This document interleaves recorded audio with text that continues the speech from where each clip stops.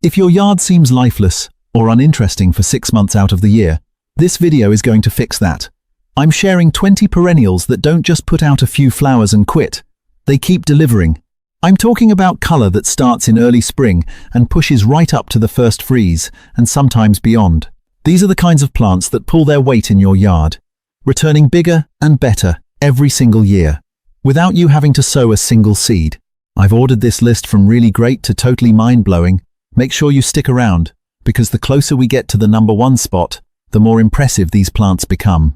The final 5 are varieties a lot of folks never think to plant, yet they're the ultimate key to a yard that always looks vibrant. Before we jump in, if you're into practical gardening advice, plant lists, and growing tips that actually yield results, click that subscribe button right now. We release new content weekly, and you definitely want to see what we've got planned. Let's get started. Kicking things off at number 20 is Astilbe. Now, you might be wondering, Astilbe? Really? But stick with me, because this perennial pulls off a trick that most simply can't handle. It provides spectacular color in heavy, deep shade. Think underneath large trees, the north side of your property, or those gloomy spots where other flowers just wither away. Astilbe pushes up these gorgeous, fluffy flower plumes in whites, pinks, reds, purples, and rich magentas, blooming for a solid 4 to 6 weeks from late spring into the middle of summer, based on the type you pick. Here is a genius tip. Group early, mid, and late blooming types together, and you can extend that show for nearly 3 months without lifting a finger. It craves damp soil and really hates baking in hot, dry weather. Give it consistent water and a layer of mulch, and it will perform like a champ year after year. If you have a damp, shaded area where nothing else survives, Astilbe is exactly what you need. Beautiful, dependable, and incredibly resilient in the right spot. Coming in at number 19 is Veronica, often called Speedwell, and this plant really needs to be in more gardens. Veronica produces these striking, vertical flower spikes, typically in deep purples, blues, pinks, or bright whites. It kicks off its show in late spring and pushes well into the summer months. If you snip it back after that initial bloom, it will reward you with a whole new flush of color. That is exactly the type of workhorse you want. It handles freezing temperatures beautifully, shrugs off drought once it settles in, and loves baking in the full sun with well-draining dirt.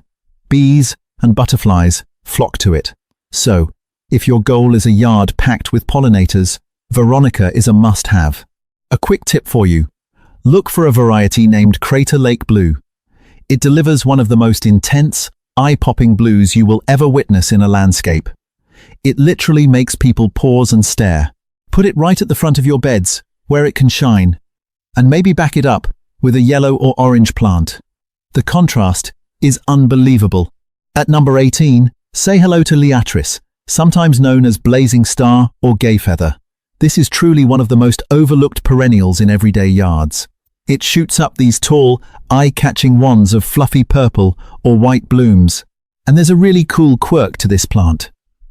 While most flower spikes open from the bottom to the top, Liatris opens from the top down. It might sound like a minor detail, but it creates a massive visual presence as it opens up. Liatris brings the color from the middle of summer right into early fall, which is a crucial time when many other plants look completely exhausted. It bridges that gap flawlessly. Once its roots are established, it is also incredibly tolerant of dry spells.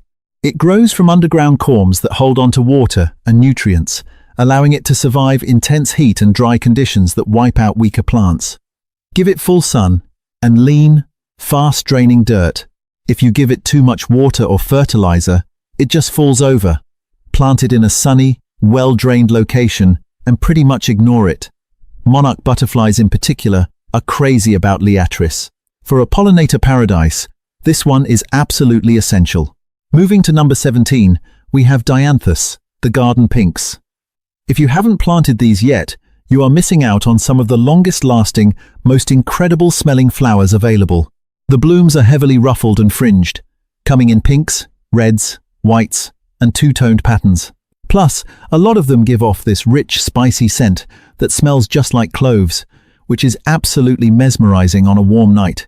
Depending on which kind you buy, Dianthus can flower from the end of spring right to the autumn season, if you snip off the dead blooms.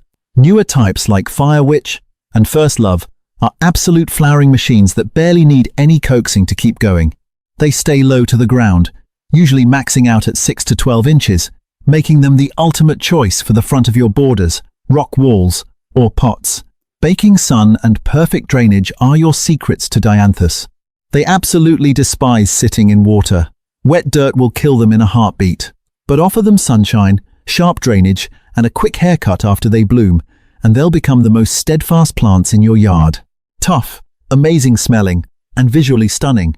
Number 16 is Stonecrop, the tall, upright sedums that botanists now call Hylotelephium.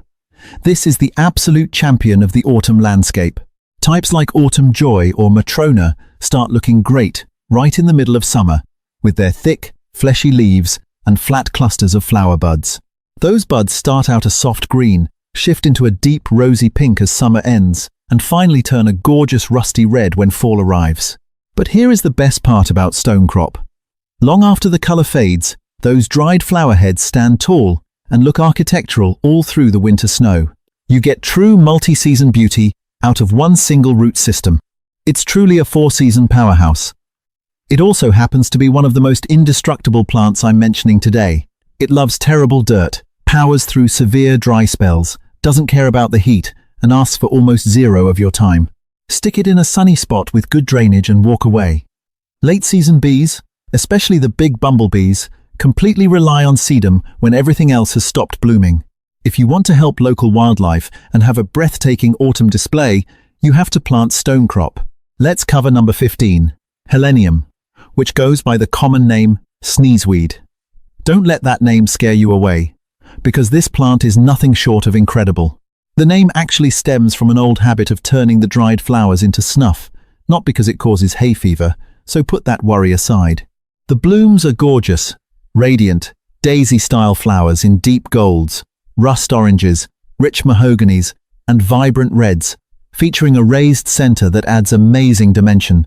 Helenium fires up in the middle of summer and pushes right through fall, easily lasting 10 to 12 straight weeks.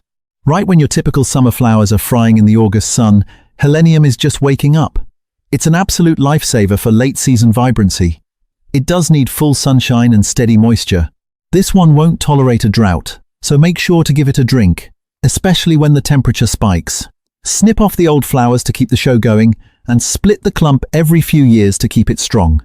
Plant it next to some tall ornamental grasses, Russian sage, or black-eyed Susans, and you'll have an autumn display that looks like you hired a landscape architect.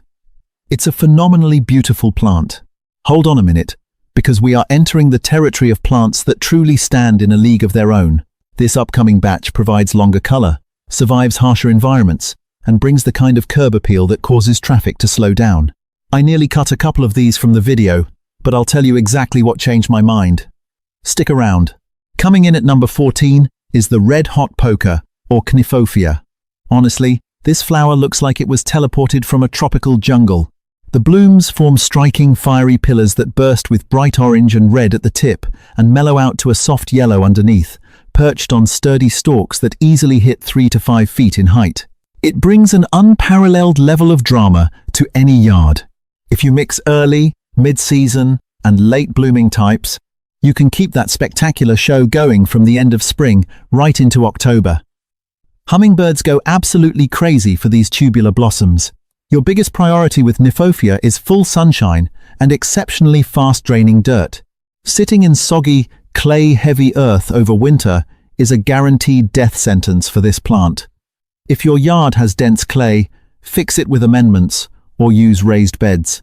Nail the drainage, and this beauty becomes incredibly rugged, laughing off droughts and heat waves, returning bolder each spring. At number 13 is Penstemon, also known as Beardtongue. This might just be the most undervalued family of plants in the perennial gardening community. With hundreds of varieties native to North America, there is a Penstemon perfectly suited for essentially every growing zone on the map. They push out these vibrant tubular blossoms in shades of coral, white, pink, red, and purple, flowering heavily from late spring well into the summer, and sometimes autumn if you trim the spent blooms. The greatest thing about them is how well they match their native environments. For instance, Eastern types like Penstemon digitalis love the humidity, whereas Western varieties, like Penstemon strictus, shrug off the baking heat and rocky dirt that ruin weaker plants. Hummingbirds act like these flowers were custom-built just for them. Put 3 to 5 in a cluster, and those tiny birds will visit your yard for months. The secret to success is lean soil, great drainage, and intense sun. Steer clear of fertilizer. Heavy nitrogen just fuels leafy growth at the expense of your flowers. Treat them a little mean, and they will reward you with a massive season of color. Number 12 brings us to Agastache, or Anise hyssop. When it comes to drawing in pollinators, practically nothing beats it. Starting in the heat of midsummer and lasting through fall, it shoots up tall wands, packed with tubular blossoms in stunning pinks, oranges, blues, and purples. It is a constant magnet for hummingbirds, bees, and butterflies. On a sunny afternoon, a mature cluster of Agastache is practically vibrating with bugs and birds. The blossoms give off a delicious licorice scent that gets richer as the sun goes down, and even the leaves are fragrant. Just brushing past it releases an amazing minty, herbal aroma. Expect a phenomenal bloom window of 12 to 16 weeks, securing its place as one of the longest-lasting bloomers we are discussing today. Once its roots are deep, it laughs at heat waves and dry spells. Give it baking sun and dirt that drains well, and it takes care of itself. If you want a specific recommendation, Blue Fortune is outstanding, vigorous, highly fragrant, and an absolute blooming machine. From July straight to October. Let's look at number 11, Russian Sage. I'll admit, the very first time I spotted this plant fully blooming, I had no idea what it was. It legitimately resembles a fluffy purple cloud resting softly on the ground. Every part of it, the foliage, the branches, the stems, is dusted in a beautiful silvery fuzz, and hundreds of tiny violet-blue flowers cloak the plant, creating a hazy wash of color that runs from the middle of summer well into October. This is also a champion of heat and drought tolerance. Give it a season to settle in, and it becomes practically bulletproof. It thrives in baking, arid locations, and actually prefers terrible, poor-quality earth. The only surefire ways to kill it are drowning it in water or burying it in thick clay. Chop it back aggressively to about 6 inches tall every early spring, and it rebounds thicker and bushier every time. It looks spectacular planted alongside golden Rudbeckia, the deep crimson of Helenium, or swishy ornamental grasses. That cool, silvery blue contrasted against hot, fiery tones is a masterclass in garden design. Taking the 10th spot is Scabiosa, the pincushion flower, an absolute treasure that so many people just walk right past at the nursery. The blooms themselves are intricate and lovely. Soft, textured, dome-shaped flowers in pinks, whites, blues, and lavenders, hovering gracefully on thin stems that sway with the wind. They bring a delicate, romantic vibe that fits effortlessly into a cottage garden or a modern landscape. But the real reason Scabiosa made the cut is its sheer endurance. If you live in a cooler region, this little powerhouse can push out flowers from the start of summer all the way into autumn. That is up to 5 months of continuous color if you keep up with the deadheading. The faster you snip off the old blooms, the faster it pushes out new ones. Butterflies, especially the skippers and swallowtails, are huge fans. It needs typical well-draining soil, full sun, and a gardener willing to cut back the spent flowers.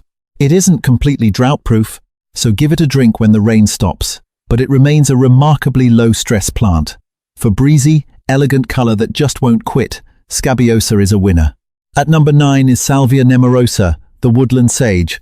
This plant is an absolute machine. It stays compact, pumps out an unbelievable amount of flowers, and is one of the most dependable rebloomers you could ever put in the earth.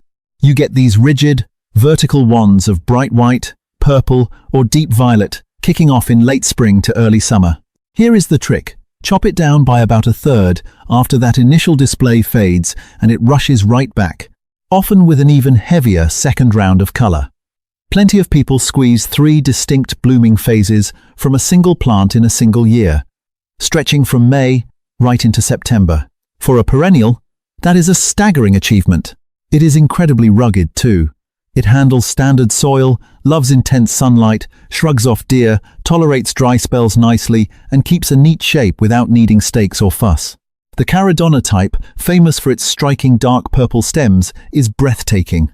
It is heavily decorated with horticultural awards and widely recognized as one of the elite perennial introductions of the last 20 years. It belongs in every sunny garden bed. We've officially crossed the halfway mark, and I promise you, the selections only get more impressive. The final 8, and absolutely the top 5, are the superstars I would never allow to leave my own property. We have one coming up that performs so tirelessly that folks literally quit buying annuals after they plant it. And our grand finale, the #1 choice, pumps out blossoms from the beginning of summer until the first solid freeze, sometimes offering 5 full months of visual magic. Do not click away, because the very best is still to come. Coming in at number 8 is lavender. And yes, it absolutely earns a spot here. Classic English lavender puts on its famous show in early to mid-summer, packing your yard with those iconic purple spikes and that heavenly, unmistakable scent. But here is the secret many folks miss. If you give it a light trim, the moment those first flowers fade, several varieties will push a robust second wave of blooms as summer winds down. Types like Munstead and Hidcote are famous for this reliable reblooming trait. But even when it isn't actively flowering, lavender justifies its real estate. The silvery green leaves provide gorgeous texture all year long. The dried blossom heads look great in the fall, and the fragrance it releases on a hot afternoon is simply priceless. It absolutely requires full, baking sun and impeccable drainage. That isn't a suggestion, it's mandatory. If your yard holds standing water, lavender will suffer and rot. If you have heavy earth, you must plant it on slopes, in raised beds, or mix in plenty of gravel. Give it the right environment, and it is impressively drought-proof and long-lasting, sometimes surviving for decades. For folks in colder climates, track down the phenomenal variety. It handles frigid Zone 4 winters without breaking a sweat. Claiming the 7th spot, and I need to be very clear, here are the Reblooming Daylilies. I'm not talking about those standard orange ditch lilies that pop once and quit. We are looking at newer, repeating varieties like Stella de Oro, Happy Returns, Pardon Me, and Rosy Returns. These powerhouses kick off in late spring or early summer and just keep throwing new blossoms in cycles all the way into autumn. Stella de Oro is actually one of the most planted perennials globally, and for good reason. It is relentless, compact, and thrives in almost any situation. You get blooms from late spring straight into October, depending on where you live. They handle baking sun or partial shade, brush off droughts, ignore the heat, and basically take care of themselves. Just snap off the empty flower stalks to push the next wave of color, and split the base every 4 years or so. With the massive range of colors available now, you could design your whole yard using only daylilies and enjoy 5 solid months of vibrance. Number 6 is Rudbeckia fulgida, the classic black-eyed Susan, and more specifically, the Goldsturm variety. This is genuinely one of the best perennials ever brought to the market. From the middle of summer deep into fall, it pumps out what feels like an infinite number of brilliant golden yellow daisies featuring that signature dark chocolate center. It literally smothers itself in color for weeks on end. When a mature patch of Goldsturm peaks, it looks like a solid glowing dome of yellow. We are talking about blooming from July straight through October, bringing 3 to 4 months of non-stop golden sunshine to your beds. It is incredibly rugged, adapts to anything, and requires barely any effort. It prefers full sun but can handle some shade, takes dry spells in stride, and rarely deals with bugs or disease. Leave the dead flower heads up through winter, because goldfinches and other wild birds absolutely rely on those seeds when it gets freezing out. It's cheerful, resilient, and great for the ecosystem. Sitting at number 5 is Catmint, or Nepeta. If this isn't in your yard yet, make it your priority this year. Seriously, it explodes into bloom at the end of spring, covering itself in a massive blanket of soft lavender blue blossoms. The magic happens when you chop it back by roughly half after that initial show. It bounces back incredibly fast and just blooms all over again. Under the right conditions, you can easily pull 3 to 4 flowering cycles from May to October. The variety named Walker's Low, which actually grows about 2 feet tall, won the Perennial Plant of the Year, and it completely deserved it. It is stunning, blooms heavily, ignores deer, powers through droughts, and acts like a magnet for bees who go totally crazy for it.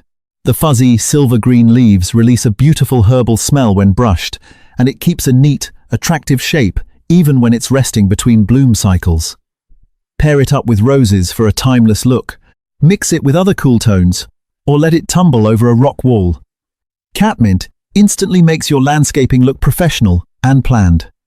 It is a total must-have. All right, we have reached the final four. Grab a pen, take a screenshot, or save this video, because these are the heavy hitters that will completely revolutionize your landscape. Every single plant from here on out delivers an incredibly long season of color, powers through awful conditions, and provides brightness exactly when your yard needs it most. Once I explain the bloom time on our number 1 pick, you will instantly see why it won. Number 4 goes to Echinacea, the classic coneflower. This is arguably the most famous native perennial in North America, and it backs up its fame perfectly. From the start of summer all the way into autumn, usually June to October, it throws a constant party of those familiar daisy-shaped blossoms. Depending on the kind you get, you'll see purples, pinks, whites, reds, oranges, and yellows, all sporting that prominent, spiky orange-brown cone in the middle. Snip the old flowers off to keep the fresh ones coming, or let the seed heads stay put to feed the goldfinches all winter long. You really can't go wrong here. It is also remarkably tough, shrugging off high humidity, freezing cold, terrible dirt, and intense droughts. Remember, it originated in the North American prairies, so it was literally designed by nature to survive harsh weather. Newer kinds, like Powwow, Wildberry, Magnus, and the fluffy Cheyenne Spirit line, give you tons of color choices. But honestly, even the standard pink wild type, Echinacea purpurea, is a masterpiece of reliability. Plant a solid grouping of 5 or 7, and you'll love them forever. Taking the 3rd spot is Coreopsis, or tickseed. I want to highlight the threadleaf type, Coreopsis verticillata, and its specific varieties, because they hold the record for stamina. Types like Moonbeam, Zagreb, and Golden Gain start showing off in early summer and don't quit until fall, sometimes pushing from late May right up to the first freeze. They generate an endless flurry of tiny, happy flowers in rich yellows or soft creams, sitting above delicate, fern-like leaves. Moonbeam is a superstar in the gardening world. Its gentle, buttery yellow blossoms blend beautifully with absolutely any color scheme, and it just keeps on flowering for months without taking a break. It's a former perennial plant of the year and has stayed at the top of garden lists ever since. Tickseed thrives on neglect. It loves baking heat, handles drought beautifully, and actually performs better in bad dirt. If you feed it too much, you just get green leaves instead of blooms. Give it hot sun, fast-draining soil, and skip the fertilizer. Butterflies will swarm it, it won't flop over, and it will just bloom and bloom and bloom. Number 2 is Gaura, formerly known as Oenothera lindheimeri. Most of us still call it Gaura, and it boasts one of the coolest nicknames ever, whirling butterflies. Once you see the wind hit it, that name makes perfect sense. The blossoms are these dainty white or pale pink flowers perched on long, flexible, wiry stalks. They constantly dance and flutter in the breeze, looking exactly like a swarm of tiny butterflies floating above the leaves. And the bloom time is insane, from the beginning of summer deep into fall, sometimes pushing 5 solid months without needing you to trim it, water it, or honestly, do anything to it at all. It is incredibly independent. It thrives in baking heat and drought, which makes sense since it is native to Louisiana and Texas. Perfect drainage is the only real rule. It absolutely hates soggy winter soil. So if you live somewhere cold, drainage is life or death. But get that right, and this plant works overtime for you half the year. The delicate, airy motion it brings to your beds is impossible to duplicate with anything else. It softens harsh lines while delivering massive color, an absolutely sensational plant. And finally, here we are. The number 1 spot goes to Gaillardia, the blanket flower. If you are questioning my choice right now, just give me 1 minute, because absolutely nothing else on this list can rival its mix of ruggedness, visual punch, and non-stop blooming power. Gaillardia wakes up and starts flowering right at the end of spring, and it refuses to quit until a hard freeze literally shuts it down. Down south, that can equal 6 straight months of vivid color. 6 months from one single perennial root system with hardly any maintenance. I have personally watched this plant push out blooms in Zone 7 gardens well into the cold. It is easily the most relentless flowering hardy perennial you can buy. The blooms are dramatic, fiery, daisy-shaped masterpieces, flashing brilliant tones of gold, burgundy, orange, and red, often blending multiple shades onto one flower. They literally look like miniature sunsets. Newer lines, like Spintop, Goblin, and Arizona Sun stay nice and tight, so they never flop over. As for durability, its wild ancestors lived on rough roadsides and harsh open prairies. It was bred in terrible dirt, severe heat, and dry spells. It actually gets weak and dies early if you put it in rich, damp potting soil. Just give it baking sunshine and gritty, fast-draining earth, and it becomes totally unstoppable. If you only buy one plant from this video, buy Gaillardia. It works tirelessly from late spring to the first freeze, and asks for basically nothing. That is exactly why it takes the crown. Now, let me share a secret most folks miss, and it is the key to having a yard that never looks boring. Do not just buy 1 or 2 plants off this list. You need to overlap their bloom schedules. To kick things off from late spring into early summer, rely on Catmint, Dianthus, and Salvia. That covers May and June with cool pinks, blues, and purples. When midsummer hits, let Coreopsis, Agastache, Rudbeckia, and coneflowers take over. They all peak in July and August, perfectly syncing up. Put those in the middle and back of your beds to bring warm, bright tones when you spend the most time outside. Then, as late summer shifts to fall, your Russian sage, Helenium, Liatris, and Gaillardia step up to the plate. They fire up just as the earlier stuff gets tired, meaning you never suffer a dead zone or a gap in color. Finally, leave those Liatris and Sedum seed heads standing to bring winter interest and feed the local birds.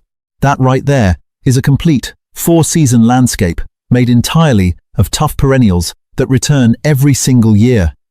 No more replacing annuals, no more babysitting delicate flowers, just gorgeous results, season after season. So, there you go. 20 of the longest-lasting perennials, where they grow best, and a master plan to piece them all together. If you got something out of this video, the absolute best way to support me is to hit that subscribe button right now. Every single week, I release fresh videos just like this, packed with garden plans, plant guides, and real-world advice to help you build a yard you love. Subscribe, tap the bell so you catch the next one, and share this with a buddy who loves to garden. Now, get outside and start planting. Your future yard is going to look amazing.